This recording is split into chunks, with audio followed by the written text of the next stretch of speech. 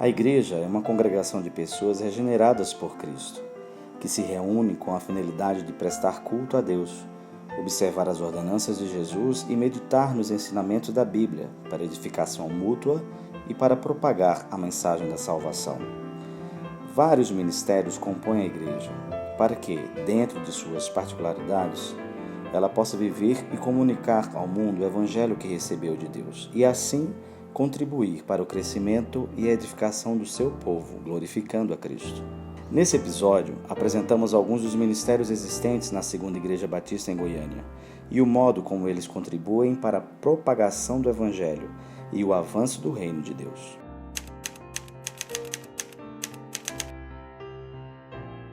O Ministério de Música é instituído por Deus.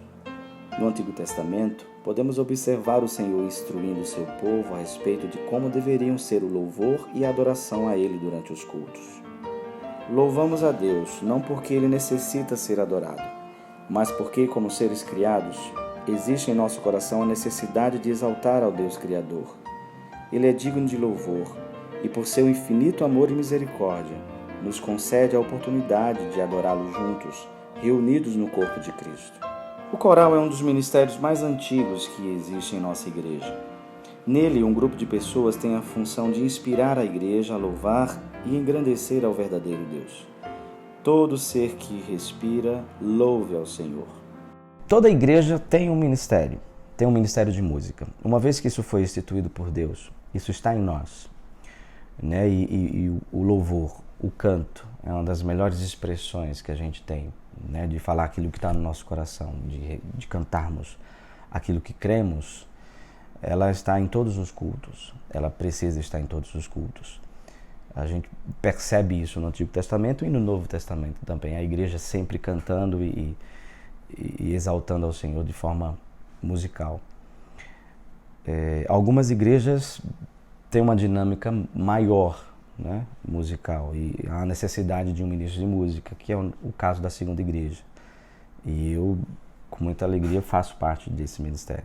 Além da equipe que a gente chama Adore, equipe que conduz a congregação ao canto, nós temos o coro infantil, temos o coro de adultos, né, que a gente chama coro misto, que o nome dele é coro Magnificar. E esporadicamente temos o conjunto masculino, o conjunto feminino e também o coro jovem. Essa dinâmica, ela vem, né, da nossa história, desde os americanos quando vieram, trouxeram toda a sua liturgia, inclusive o Ministério de Música já instituído, né? Isso é uma herança americana que temos. Hoje o movimento coral ele não é muito forte nas nossas igrejas, por N motivos. Mas aqui na CIB a gente consegue manter isso muito bem, né? Graças a Deus. O movimento coral, como eu já falei, eu acho ele importantíssimo na igreja. É uma forma de agregar, uma forma de exercer comunhão. É um momento onde os coristas estão ali juntos e eu particularmente gosto quando eles ficam conversando na hora do ensaio. Fico muito incomodado quando o silêncio paira no ensaio, eu não gosto. Eu prefiro pedir silêncio do que ficar falando, vamos lá gente, vamos conversar, tal. Eu prefiro dessa forma, sempre que eles se comuniquem, falem. Então é uma oportunidade muito boa. Além de aumentar a dinâmica musical, além de com maior técnica, com maior preparo, a gente apresentar ao Senhor músicas, cantatas musicais, enfim, em oportunidades com orquestras, em datas especiais. Então o culto, quando tem a participação coral, além do seu momento individual ali como inspiração, e ele deve inspirar a congregação à adoração, ele é um reforço muito bom para quem está lá na frente conduzindo.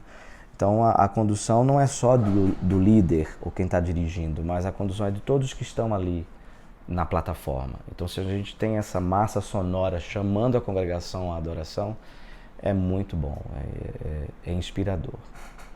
Primeiramente a CIB, ela entende a importância do Ministério de Música porque foi um ministério criado por Deus, né? A gente vê lá em Crônicas, nos livros de Crônicas, claramente, né, a instituição, a formação desse ministério por Davi, né, onde em detalhes é descrito de como se deve proceder, dos cantores, dos tocadores, dos instrumentistas. Então a CIB tem esse entendimento, né, desse ministério criado por Deus. E ao longo da história ele permanece e vai permanecer. E fala-se que é o único ministério que vai continuar no céu, né, quando a gente vai continuar louvando ao Senhor com cânticos e com alegria. Então a CIB tem esse entendimento, né, da criação desse ministério por Deus. Nosso pastor tem frisado bastante sobre isso, né, nas suas mensagens, da importância de juntos como congregação adorarmos ao Senhor. Temos essa consciência de coletivo e essa oportunidade de expressar a nossa alegria, a salvação em Jesus e cantar o quão Ele é grande, o quão Ele é maravilhoso. E individualmente isso também é da mesma forma, é uma oportunidade que a gente tem de cantar as verdades do Senhor, né, e de reforçarmos aquilo que acreditamos, né, de encher o nosso coração, né, com a verdade do Senhor. O mais importante em uma música, na verdade, não é a música. Não é a música. Deus tem um cântico que fala sobre isso, né, que não é a música em si que Deus quer, mas sim o nosso coração quebrantado, a essência do louvor, se eu não me engano o nome da música. É isso mesmo. E hoje a produção musical ela está muito mais valorizada do que o seu próprio texto. E essa é a nossa preocupação maior, e precisa ser. Não é cantar, mas o que cantar. Não é como cantar, mas do que está sendo cantado, de quem está sendo cantado. Então, precisa passar pelo crivo bíblico. Não tem como. A música pode ser muito linda, pode emocionar, como a música em si emociona. Mas se não tiver embasamento bíblico, deve ser descartada. Eu evito cortar alguns termos, mas quando necessário, né, dentro do custo-benefício, a gente faz. Mas para o bem da mensagem. Isso é primordial. E uma coisa que a gente precisa entender é que a música ela é um meio, ela não é um fim. O canto congregacional é meio, onde todos juntos possam expressar com verdade, com alegria, com entendimento, com reflexão, as verdades bíblicas. Então, isso é primordial. Precisamos cada dia mais viver prosseguindo para o alvo, que é Cristo. Cantando louvores com alegria, com fervor, com entendimento, vivenciando a comunhão, deixando Cristo habitar e fazer com que essa comunhão seja verdadeira, enxergando Cristo no outro e sendo reflexo de Cristo também. E a gente tem buscado isso, a gente tem visto isso, que o Senhor continue agindo, né, na nossa igreja. E fico muito feliz por fazer parte dessa história e quero daqui a 20 anos continuar fazendo parte dela. Paulo, em sua carta ao jovem pastor Timóteo, orienta que ele seja exemplo nas palavras, na conduta, no amor, na fé e na pureza.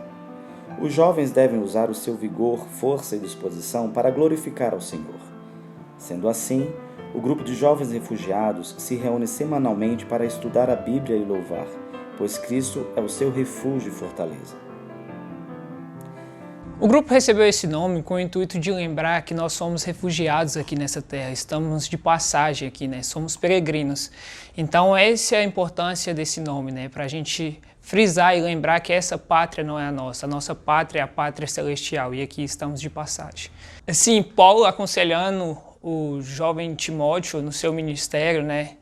Nas dificuldades que ele ia enfrentar ali como jovens, também serve para nós como jovens que enfrenta a juventude nesses dias de hoje, onde a sociedade critica, julga, mas em meio a todas essas dificuldades, em meio a tudo isso, a gente vê que a juventude da CIB tem procurado em crescer no conhecimento e na palavra de Deus, onde começou esse ano um clube de leitura, onde os meninos estão lendo basicamente um livro por mês e onde eles se encontram para discutir e aprender mais, né?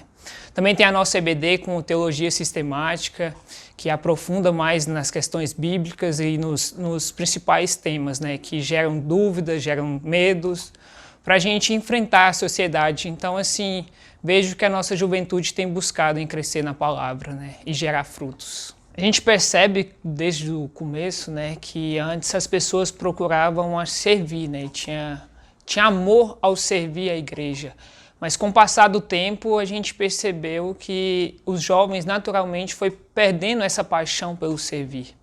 E é triste isso, infelizmente acontece nos dias de hoje. E é uma dificuldade que a gente enfrenta, onde as pessoas e os jovens também não querem servir. E o ato de servir é um ato de amor e humildade a Deus. Então, acredito que tem faltado isso dos nossos jovens.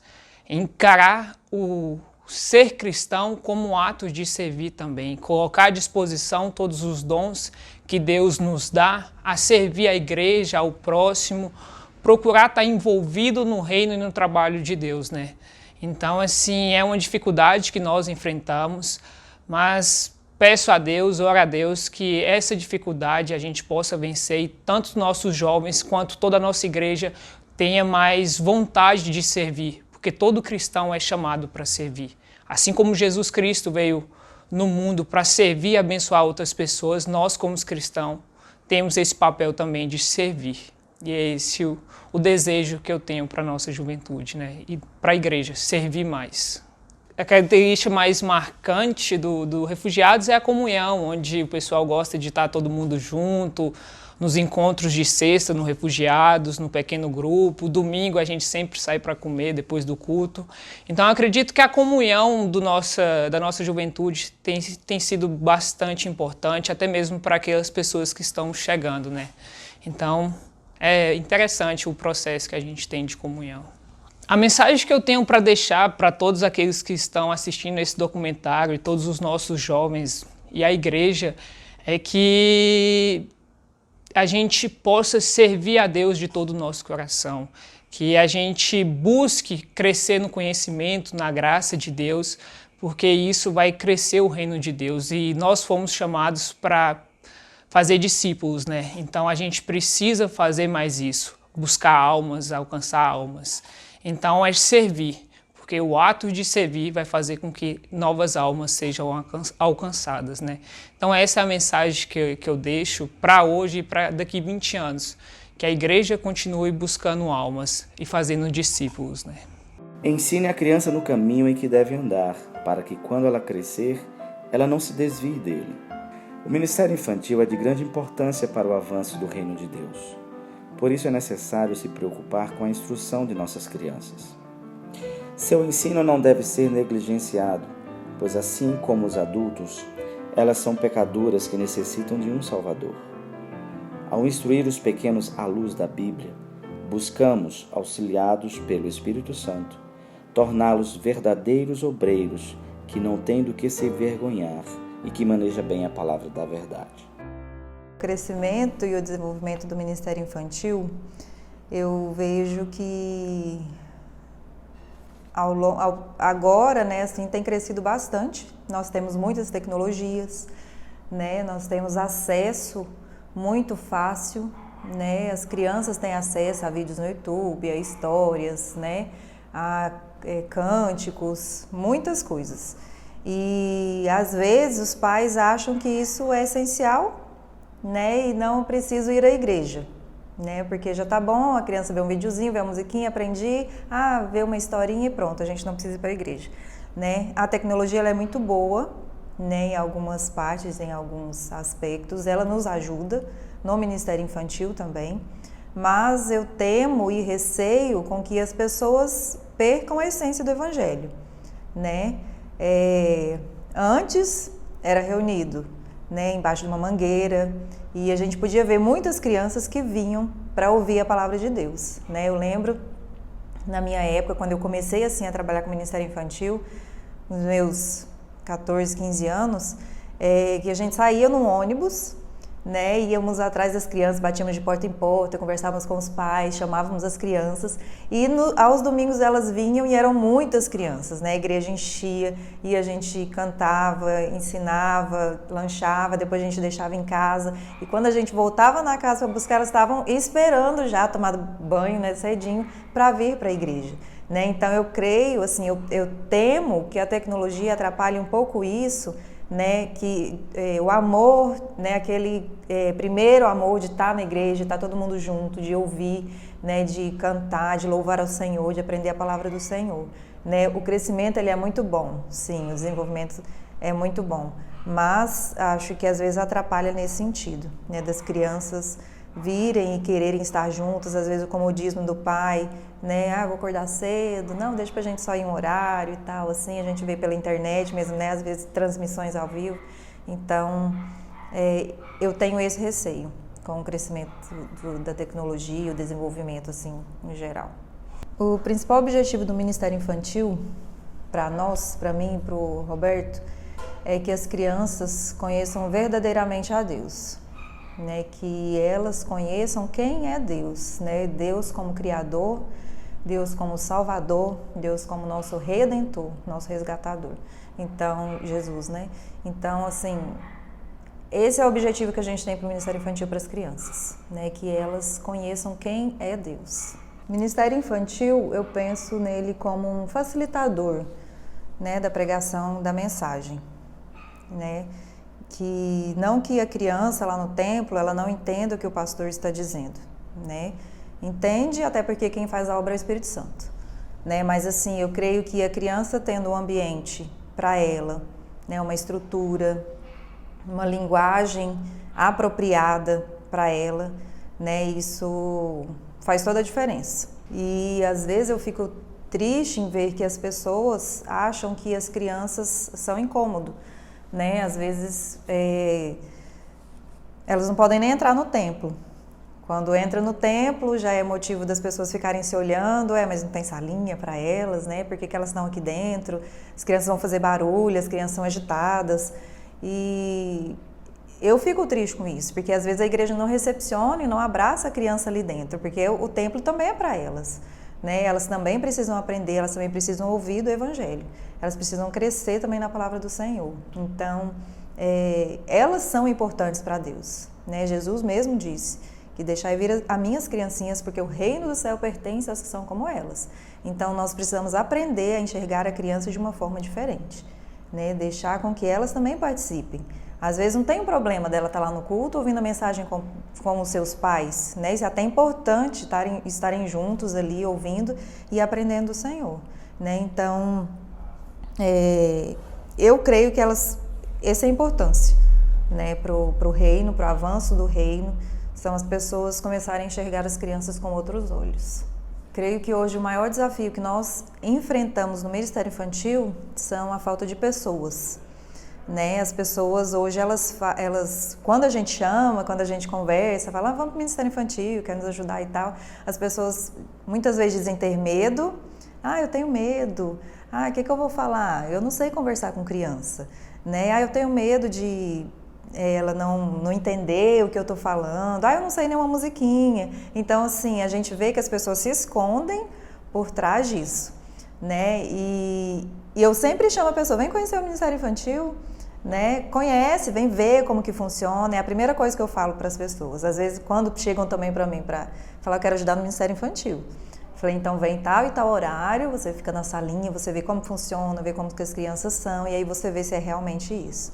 Né? E o nosso requisito, geralmente quando a gente pede para que as pessoas venham, é que elas amem o Senhor, em primeiro lugar. Né? Amem o Senhor, a sua palavra, tenham comunhão com a igreja, e que amem as crianças. Né? Ela precisa amar as crianças, senão realmente ela não vai conseguir trabalhar com crianças, se ela não ama. Né? Mas assim, o maior desafio que eu vejo, infelizmente, são pessoas. Né? Nós não temos pessoas. E a capacitação, ela vai vir do Senhor. Né? Deus, Ele nos capacita, Ele nos direciona, né? A gente ajuda no caminho, no caminhar a gente vai ajudando, a gente vai dando uns toques, é assim, vamos fazer assim. Né? Nós temos treinamentos, né? Nós procuramos ter pelo menos um treinamento por ano, Queremos investir mais nisso também, de fazer mais treinamentos, né, nessa forma de como tratar, às vezes como contar uma história, ensinar músicas infantis, né, mas isso creio que não é empecilho, né, a gente trabalha, a gente caminha, né, nós oramos sempre e pedimos sempre ao Senhor que Ele nos envie pessoas assim, com o coração na obra, né, com amor a Ele e amor às crianças. Então, nós queremos desafiar também, né, a igreja, seja jovem, né, às vezes, o que eu vou fazer? Eu não tenho nada para fazer, como eu posso ajudar na igreja? Vem nos ajudar no Ministério Infantil, né, vem ver como que funciona, como é. Nós temos vários ministérios dentro do Ministério Infantil, nós temos várias coisas ali que podem ser feitas, que vocês podem nos ajudar e nos auxiliar, e eu sei que Deus vai capacitar, eu sei que Deus vai ajudar e Ele vai abençoar a sua vida grandemente. A mensagem que eu gostaria de deixar para a igreja com relação às crianças é que a gente pudesse aprender a enxergar a criança como pecadora, né? A criança, ela também precisa de um Salvador, ela também precisa do Senhor, e a gente às vezes não enxerga a criança assim, né? A gente só enxerga a criança barulhenta, a criança que só brinca, que só faz bagunça. Mas não, ela precisa de um Salvador, ela também é pecadora. E nós precisamos de enxergar isso nela, nós precisamos, nossa, poxa vida, eu preciso falar do Senhor para ela, né? Ela precisa ser salva também. E Jesus nos deixou isso, né? Que nós precisamos levar o Evangelho a toda criatura, e isso inclui as crianças, né? E elas precisam de um Salvador. E às vezes a gente não vê, né, ou a gente não quer enxergar, ou como que eu vou falar para ela, e nossa, é tão fácil, a criança, o coraçãozinho dela está ali aberto para receber a mensagem, é mais fácil a gente plantar a sementinha no coração da criança porque ela não tem nada, o terreno está fértil, né, e é muito mais fácil levar, ela acredita, ela ouve, tudo que você fala para uma criança, a criança acredita, né, ela fala, poxa vida, é mesmo? Né? E como é legal, assim, é muito gratificante a gente poder levar a mensagem do Senhor a essa criança e você vê e você pergunta, você entendeu? Eu entendi, tia, que eu sou um pecador e eu preciso de Jesus. Desculpa. E